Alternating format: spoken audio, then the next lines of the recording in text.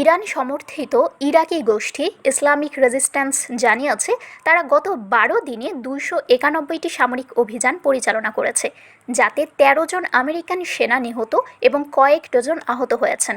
খবর প্রেস টিভির। বুধবার এক বিবৃতিতে গোষ্ঠীটি জানায়, গত 24 ঘণ্টায় 31টি অভিযানে ইরাকের মার্কিন ঘাঁটি লক্ষ্য করে কয়েক ডজন ড্রোন এবং ক্ষেপণাস্ত্র হামলা চালানো হয়েছে।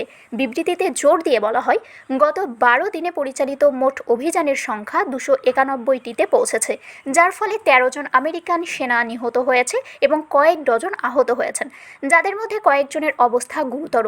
ইরাকি গোষ্ঠীটি ইউরোপীয় দেশগুলোকে ইরানের বিরুদ্ধে আগ্রাসনে অংশগ্রহণের ব্যাপারেও সতর্ক করে দিয়েছে। বিবৃতিতে তারা আরও জানায়, বিশ্বব্যাপী শক্তিগুলো স্বাধীন জনগণের ওপর তাদের আধিপত্য চাপিয়ে ইরানি জাতির মর্যাদা এবং স্বাধীনতা দমন করার চেষ্টা করছে। ইহুদিবাদী এবং আমেরিকানরা ইরানের ইসলামী প্রজাতন্ত্রের বিরুদ্ধে যুদ্ধে তার মিত্রদের জড়িত করার চেষ্টা চালিয়ে যাচ্ছে।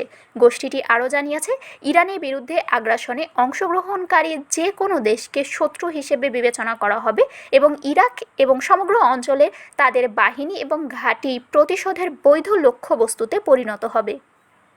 শারমিন শিমু, বরেন্দ্র টেলিভিশন।